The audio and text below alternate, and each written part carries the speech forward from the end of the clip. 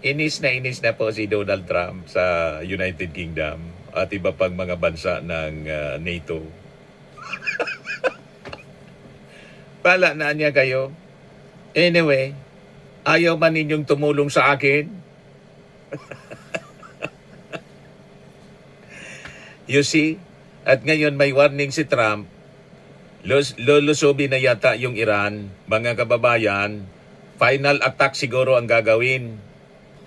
Para tuldukan na mga kababayan yung gira. Tatapusin na niya daw yung gira.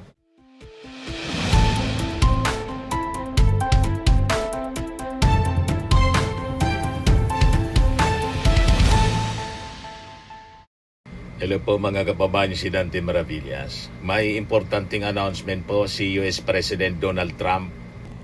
Ayan mga kababayan, mula mismo sa White House. Medyo naubos na yung pasensya mga kababayan ni Donald Trump. Kasi yung mga NATO countries, kasama yung United Kingdom, lalo na dati sanggang dikit ng Amerika, ayaw tumulong. Sabi ni Trump, bala na niya kayo sa buhay ninyo.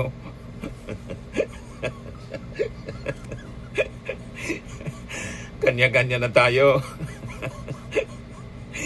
Sabi po ni Donald Trump, mga kababayan, kami niya, kaya namin yung buhay namin. Sabi dito, all of those countries that cannot get jet fuel because of the Strait of Hormuz, like the United Kingdom, which refused to get involved in the decapitation of Iran, I have a suggestion for you. Number 1, buy from the US.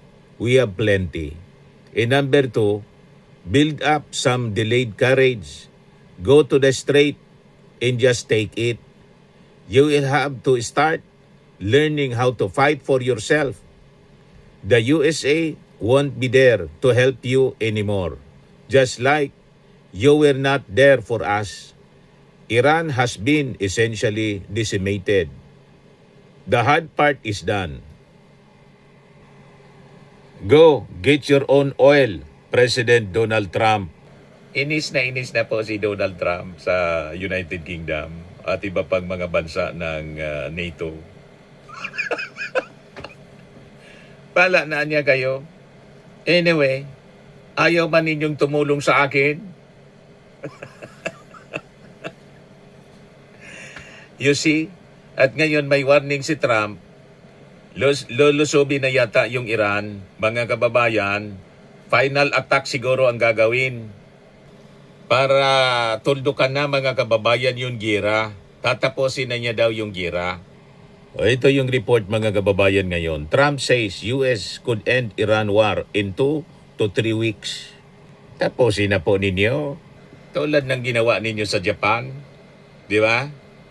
2 bomba atomika. Di ba, mga kababayan?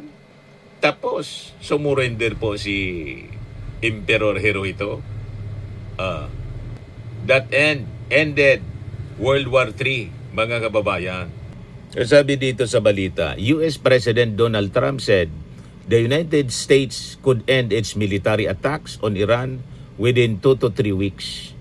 And Tehran did not have to make a deal as a prerequisite for the conflict to wind down. The remarks underscored the shifting and at times contradictory statements from Washington about how the war, now in its 5th week, might end. We'll be leaving very soon, sabi po ni President Trump, saying the exit could take place within 2 weeks, maybe 3, sabi po niya. As if successful diplomacy with Iran was a prerequisite for the US to conclude what it has dubbed Operation Epic Fury, sabi po ni Trump, it was not anya. Iran does not have to make a deal, sabi po niya. No, they don't have to make a deal with me. The White House later said Trump would address the nation to provide an important update on Iran at 9 p.m. ADT or in Eastern Time or bukas, mga kababayan, 100 hours GMT, Thursday. Washington previously threatened to intensify military operations if Tehran did not accept a 15-point U.S. ceasefire framework that had among its core demands that Iran commit not to pursue nuclear weapons, halt all uranium enrichment, and fully reopen the Strait of Hormuz. Iranian Foreign Minister Abbas Araghchi said he has been receiving direct messages from U.S. Special Envoy Steve Witkoff, but they do not constitute negotiations. Sabi po sa report ng Al Jazeera TV, cited him as saying, the messages include threats or exchange views delivered through friends. He added, Iran's Revolutionary Guards on Tuesday hit back with a new threat against U.S. companies in the region starting on Wednesday. Matigas ang ulo, tuluyan na po dapat yan ni Trump para tapos na. Ano pang hinihintay ni Trump? Siya man lang ang may capability na gawin yan to defeat Iran. Di ba? Sabi nga po ni Egyptian President Al-Sisi, sinabihan po si Trump, Trump niya, only he can stop the war. Yan sabi dito sa Al Arabia English, Egypt's President Abdel Fattah Al-Sisi tells US President Donald Trump that nobody can stop the war but you. Siya man lang ang pwedeng makatigil ng gera. Nagre-ready na po sila. Sabi dito sa reports ng Fox News. Air superiority, Pentagon officials say expanded control of the airspace has allowed the U.S. to deploy long-range B-52 bombers over Iran, signaling a shift in strategy. U.S. unleashes heavy-duty bombers for the first time since start of the operation Epic Fury. Iniintay lang mga kababayan sana ni Trump na makipag-deal yung Iran, kaya lang matigas ang ulo. So binibigyan pa ng pagkakataon mga kababayan para naman hindi isipin ng buong mundo, ng mga leaders ng mundo na hindi pinagbibigyan. Di ba? Para walang masabi yung mga leaders ng mundo, pinagbigyan ko baga niya. Kaya pag umaksyon na yung Amerika, justified na po yung mga actions ng Amerika. Tuwang-tuwa yung mga Iranians po, nagrally doon sa Amerika para pasalamatan po si Donald Trump. Yan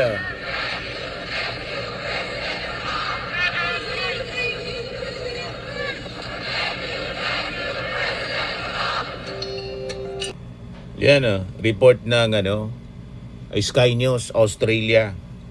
Sabi ng mga Iranians, hundreds of Iranian protesters gathered in Washington DC to thank US President Donald Trump Trump's war with Iran. So pasalamat sila. Thank you President, US President Donald Trump. 'Yun ang sinisigaw nila mga kababayan. Thank you President Trump. Thank you President Trump, sabi nila. Sabi diyan, thousands of Iranian supporters gathered in Washington DC to thank US President Donald Trump's war with Iran. So approve po ng mga Iranians ang aksyon na ginagawa. This is a war of liberation po ang ginagawa ng Amerika sa Iran. Approve sa mga Iranians. Hindi lang approve doon sa mga supporters ni Ali Khamenei. Ito pakinggan natin yung statement ni President Donald Trump ng Amerika. All I have to do is leave Iran, and we'll be doing that very soon. And I would say that within 2 weeks, maybe 3, we're hitting them very hard. Last night we knocked out tremendous amounts of missile-making facilities. We, as you probably read or wrote, we knocked out. Excuse me. Pardon interrupting. The U.S. will be gone or done with the war in 2 I think we're 2 or 3 weeks. We'll leave. What is the plan to bring them back down? All I have to do is leave Iran, and we'll be doing that very soon. And they'll become tumbling down. And stock prices were up today almost to a record because they know 2 things. Number one, we have a safe country. We had to take a little detour because we had a madman named Khomeini who sadly is no longer with us. And we had regime change already. We've knocked out one regime, then we knocked out the second regime. Now we have a group of people that are very different. They're much more reasonable. I think much less radicalized. We've had regime change. We're dealing with people that are much more rational. We're negotiating with them right now. We have had regime change. Now, regime change was not one of the things I had as a goal. I had one goal. They will have no nuclear weapon. And that goal has been attained. They will not have nuclear weapons. But we're finishing the job. And I think within maybe 2 weeks, maybe a couple of days longer to do the job. But we want to knock out every single thing they have. Now, it's possible that we'll make a deal before that because we'll hit bridges, and we've hit some. We'll hit some bridges. We've got a couple of nice bridges in mind. But if they come to the table, that'll be good. But it doesn't matter whether they come or not. We've set them back. It'll take 15 to 20 years for them to rebuild what we've done to them. Yan mga kababayan, si President Trump. Ngayon, sabi ni Secretary Hegseth, President Trump anya does not bluff and he does not back down. You can ask Khomeini about that. Not backing down, sabi dito sa report ng Fox News. Secretary of War Pete Hegseth doubles down on President Trump's commitment to defeating the Iranian regime, announcing that U.S. military operations will continue with even more intensity if Iran does not cut a deal on the president's terms. Hindi niya yung aming Pangulo ng bablap. Itanong mo pa niya kay Ali Khamenei. Si Ali Khamenei patay na. Paano mo pa yun matanong? Ang ibig sabihin ni Hegseth, nakita niya ninyo yung ginawa namin kay Ali Khamenei. Di ba? Hindi niya kami ng bablap. Talagang tutuluyan namin kayo. Di ba? Yan ang mensahe. Strong message mga kababayan ni Hegseth. Ito, pakinggan natin si Hegseth. Are asking, why did the United States have to attack Iran now? Well, let me explain. Iran wants to have nuclear weapons. Of that, there is zero doubt. If what they truly wanted, which is what they claim, is nuclear energy, well, they could have nuclear energy like all the other countries in the world have it. And that is you import the fuel and you build reactors above ground. That's not what Iran has done.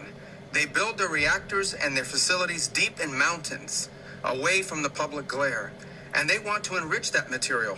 The same equipment that they could use to enrich material for energy, they could use to quickly enrich it to weapons grade. So it is clear that they've been offered every opportunity to have a nuclear program that allows them to have energy, not weapons, and every single time they have turned it down. But why the attack now? Well, what was Iran trying to do? Iran was trying to build a conventional shield, in essence, have so many missiles, have so many drones that no one could attack them, and they were well on their way. We were on the verge of an Iran that had so many missiles and so many drones that no one could do anything about their nuclear weapons program in the future. That was an intolerable risk. Under no circumstances can a country run by radical Shia clerics with an apocalyptic vision of the future ever possess nuclear weapons. And under no circumstances can they be allowed to hide and protect that program and their ambitions behind a shield of missiles and drones that no one can do anything about. This was our last best chance to eliminate that conventional threat, that conventional shield that they were trying to build, and the president made the right decision to wipe it out now. That is the goal of this operation, to destroy their conventional missiles and their drone program so they can't hide behind it and finally have to deal with the world seriously about never, ever having nuclear weapons. So yun ang rason kung bakit tutuluyan na po ng Amerika yung Iran. Ito naman yung sabi ni Hegseth tungkol sa NATO. Nagpalabas siya ng warning po tungkol sa future ng NATO. Kasi ayaw pong tumulong sa kanila dito sa giyera sa Iran. Ito pa. If now we have reached a point where the NATO alliance means that we can't use those bases, that in fact, that we can no longer use those bases to defend America's interests, then NATO is a one-way street. The NATO is simply about us having troops in Europe to defend Europe, but when we need their help, not their help, we're not asking them to conduct airstrikes. When we need them to allow us to use their military bases, their answer is no. Then why are we in NATO? You have to ask that question. Why do we have billions and billions of dollars, hundreds of billions of dollars, over the years, trillions of dollars, and all of these American forces stationed in the region? Bahala If we can na niya only po use sa them buhay because ninyo. in our time of need, we're not going to be allowed to use those bases. Ang NATO anya, one-way street lang. Pansarili lang anya ninyo. Hindi man na niya kami humihingi ng tulong sa inyo na sumama kayo sa airstrike. Ang gusto lang naman namin anya, ipagabit ninyo yung military base sa aming airstrike. Kung ganyan man lang anya, bahala na rin kayo sa buhay ninyo. Kanya-kanya na tayo. Yun mga kababayan ang mangyayari sa future ng NATO. Pag kinailangan anya ninyo kami, hindi din kami tutulong kasi hindi man kayo tumulong sa amin. Ganun lang. Yun din yung sabi po, siyempre, ni President Trump. You have to start learning anya how to fight for yourself. The USA won't be there anymore to help you. Won't be there to help you anymore. Just like you were not there for us. Tapos, kanya-kanya na po, mga kababayan. Kami anya, kaya namin ito. Ano ba? Kaya, in 2 to 3 weeks time, mga kababayan, tutuldo ka na po ng Amerika ang Iran. So, ito yung abangan natin, mga kababayan. Kasi yung impact nito, nakikita naman po ninyo yung impact nito sa atin. Yung ating gobyerno, gumagawa ng paraan para po yung impact, hindi lang ngayon, kundi sa future, sa ganitong mga sigalot ay mabawasan. Ito, si Speaker D, poses Isabela Gas Development as Alternative Energy Sources para mabawasan dan yung ating dependence. Sabi dito, House Speaker Faustino D. called for the development of local energy sources to reduce the country's dependence on imported fuel products which have left the country in an extremely vulnerable situation. So pinopos niya ngayon yung pag-develop sa Isabela Gas as alternative energy sources. Na-neglect ito ng mga previous administration. So may maganda ring epekto para sa ating mga policy makers. Ito naging gira mga kababayan. Napaisip tayo na kailangan nating i-develop yung sarili nating mga sources, local sources of energy. Marami tayo dito, mga kababayan. Hindi lang napagtuunan ng pansin ng mga previous administrations. So sabi ni D, ito po ay pwedeng mga alternative na power para sa ganon kung sakasakali man na muli pong huminto ito at magkaroon ulit ng krisis, ay kahit papano mayroon tayong ibang mga alternatibo na hindi dapat tayo umaasa sa produktong oil na nanggagaling pa doon sa Middle East. He added that the country imports around 95% of the petroleum products it uses. They earlier directed 13 House committees to conduct a joint hearing to align the measures the House of Representatives will pass with a vision of the Executive Department. So nakikita na natin mga kababayan, nagtatrabaho ang ating Kongreso para solusyonan ang mga future crisis natin. Multitasking po yung Congress. Kaya mali yung mga akusasyon na yung Kongreso, panahon ng krisis, impeachment yung pinagkakaabalahan. Kanya-kanyang committees po yung trabaho. May nakatuka po sa impeachment, may nakatuka dito sa sa pagtutok sa mga problema tulad nitong Middle East crisis. Okay pa? Yan man lang po yung ating short video ngayon. Ako po si Dante Maravillas. Bye-bye po. God bless.